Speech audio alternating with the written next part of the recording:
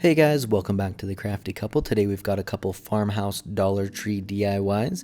A lot of the videos that we do are farmhouse related, and we've had a few requests to do some other styles. So let us know in the comments what other decor styles you love to see.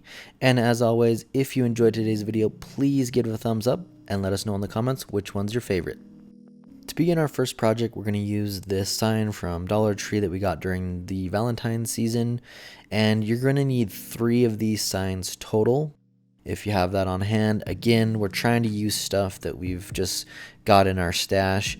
You can use some of the other Dollar Tree signs that are very similar to this. I know I've seen an Easter one. It just doesn't have the actual creases going through them. And what we're doing is putting 2 to 3 coats of this white Waverly chalk paint on it. While we're waiting for the paint to dry, we can go ahead and move on to our little basket and door hanger. What we're going to be doing is spray painting it with this Rustoleum chalk paint in the color charcoal. I think it gives it a really good matte finish and perfect for our project today. Before we paint it, we can go ahead and break off these extra pieces. We won't be needing that since we're just going to be gluing it to the back of our signs.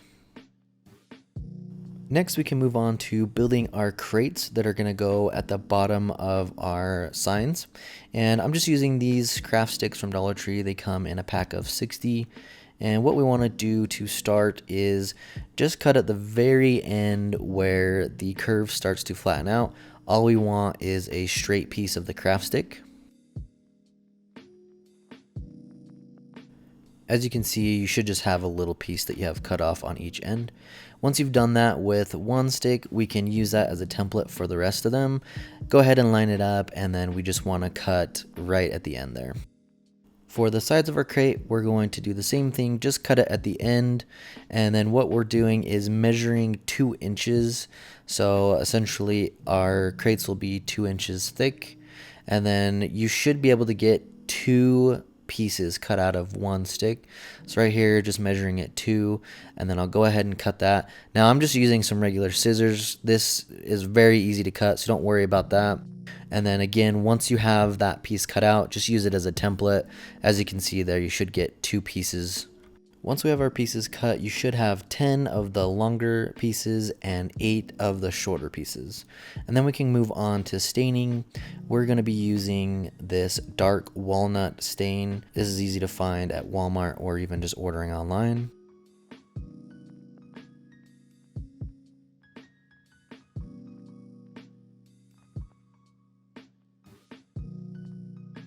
After we've stained the sticks, we should have 2 for the bottom of the crate, and then 4 for the front and the back, and then 8 total for the sides of the crate.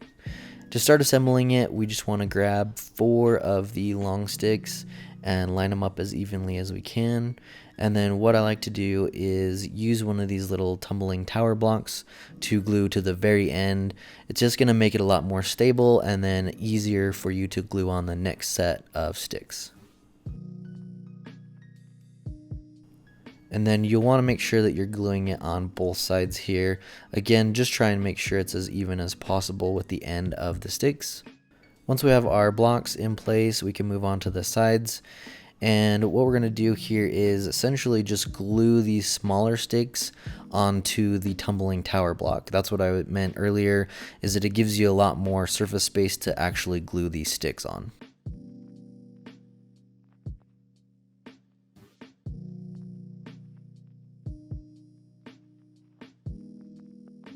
After we've glued the first side, we can move on to the next side. Now I have found that this is the easiest way to do it, is to go ahead and glue both sides first and then move on to the back side of the crate.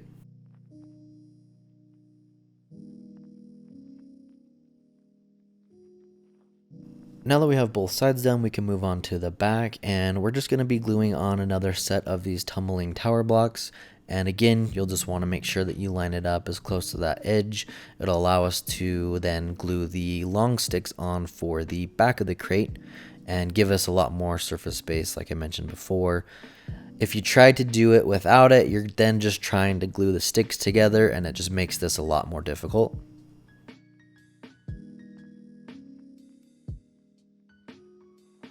Now we can move on to gluing our last pieces for the back of the crate, and again just glue that right onto the tumbling tower blocks.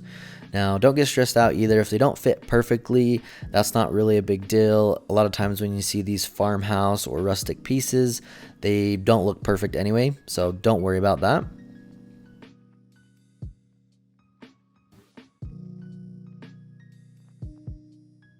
Now that we're almost finished with our crate, we can move on to the bottom. And again, I'm just using those blocks to glue on the very end to give it some more support.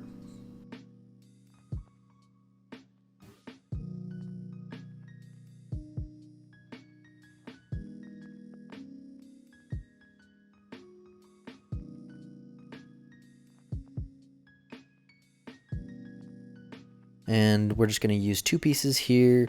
That way, if you have floral, makeup, pens, markers, or something like that, whatever you decide to put in the bottom, you don't have to worry about it falling through. And again, you should have 10 total. So that's going to be 8 long sticks for the front and the back, and then 2 for the bottom, and then 4 for each side of the crate.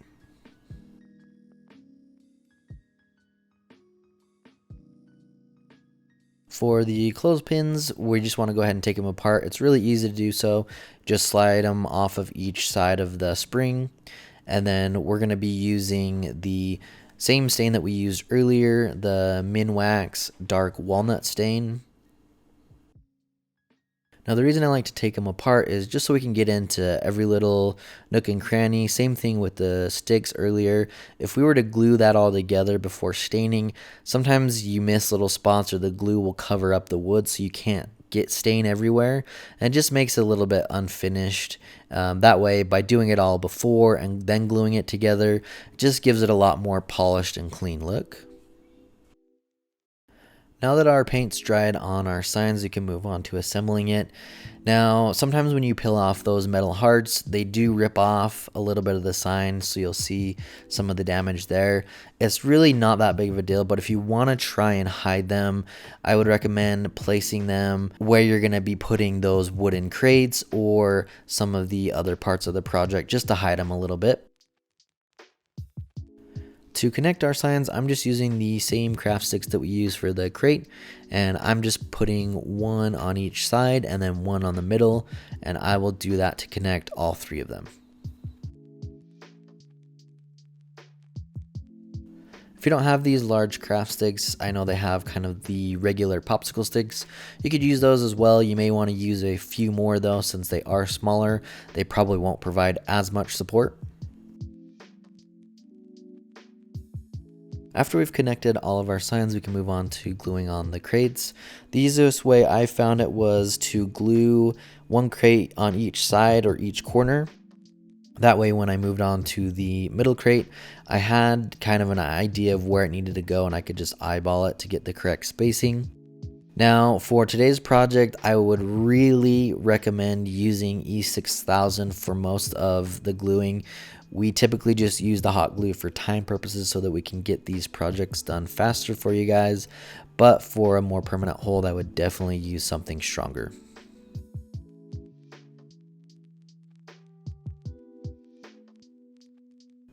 Next, we can move on to gluing the hooks to the back of our signs.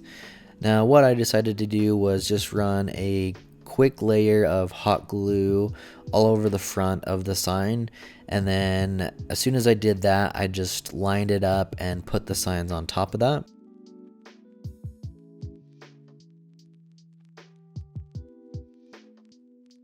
After I let that dry, I flipped it over and then I put a ton of hot glue on the back of this.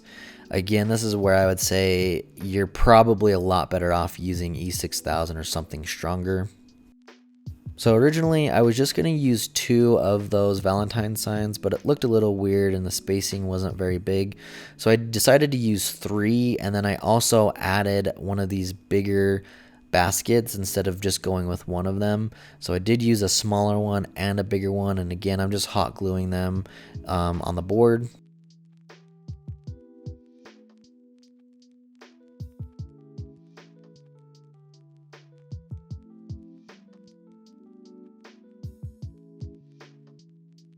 Next, we'll glue on our clothespins.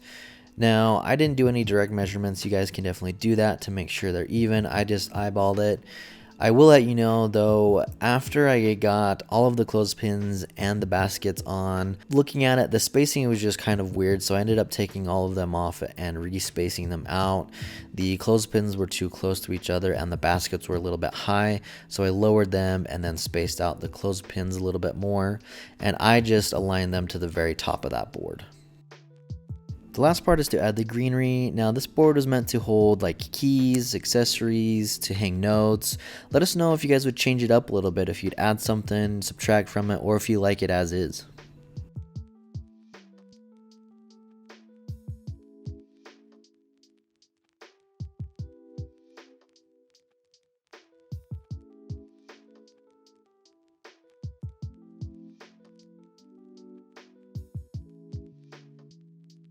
For this craft, we are going to make this really cute tobacco basket. And this idea is from I Can Make That on Instagram, and I will link her Instagram below. She decided to take apart a whole entire basket from Dollar Tree, and I thought it was absolutely adorable and needed to recreate it. So like I said, her Instagram will be down in the description. The first thing that I did was grab some wire cutters and take off just the top part so that I can get the handle off, and then you're going to go in with the same wire cutters and do the twine that wraps around there so that you can take off the green part on the basket. Then you will need to go in with the same wire cutters and take off the very top layer because that is glued on. After that top layer, they do come off very easy after that.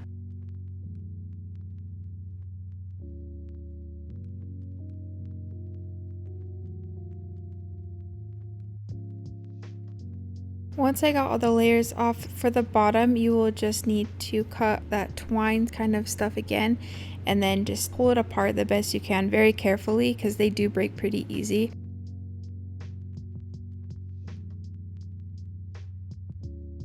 Once you've taken it completely apart, there will be longer pieces, smaller staple looking pieces, and then the green. The longer pieces you will tape down.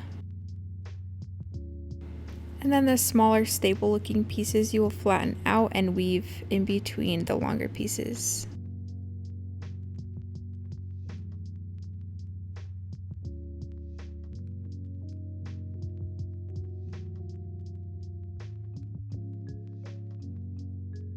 After I weaved the whole thing, I took all the tape off so that I could adjust all the weaves so that they were a lot more clean and even.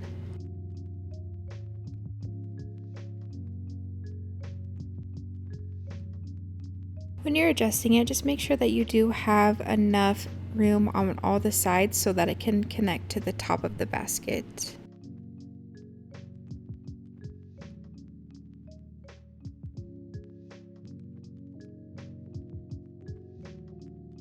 After I adjusted everything, I taped it back down, and then you'll grab the green parts that are a little more sturdy, and that is going to be the whole shape of the top of the basket. I sanded the outsides of them down quite a bit so that there wasn't so much green. We are going to be painting over it though. After I sanded mine, they still had quite a bit of green, but it was okay since the insides will be covering anyways. Sort of bend it in the shape that you want, and then we will be gluing both of the sides together.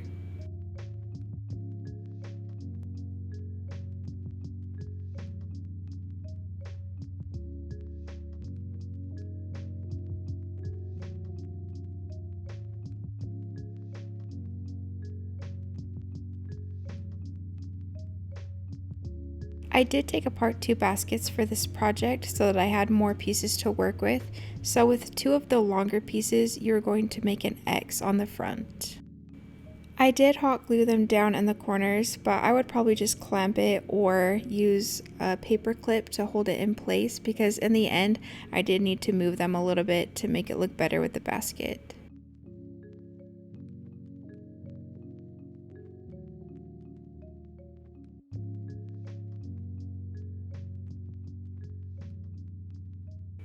Now it's time to actually glue the whole basket part to the frame of the top.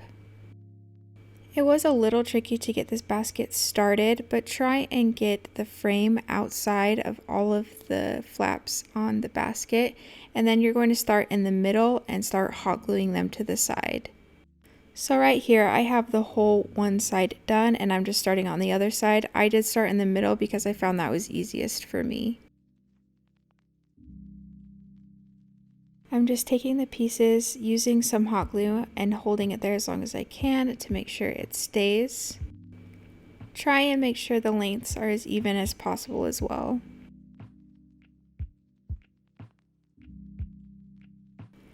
This is what it looks like with all of the sides glued down. To cover up where we glued all the pieces down, you're going to take the tan piece of the basket and glue it all around the front.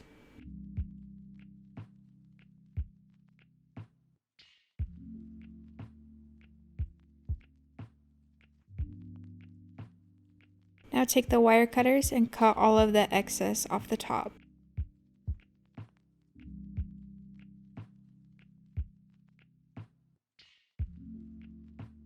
Instead of staining this basket, which you could do, I used the Truffle Waverly chalk paint and watered it down slightly to cover the whole entire thing. And I did go a little bit heavier on the edges where it was green to make sure it was covered.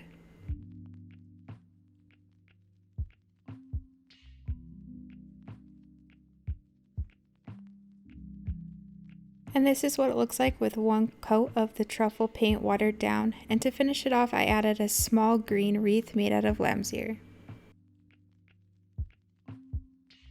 Thanks for watching, guys. We hope you enjoyed today's video. Make sure to subscribe and hit that bell icon so you can be notified every time we upload a new video.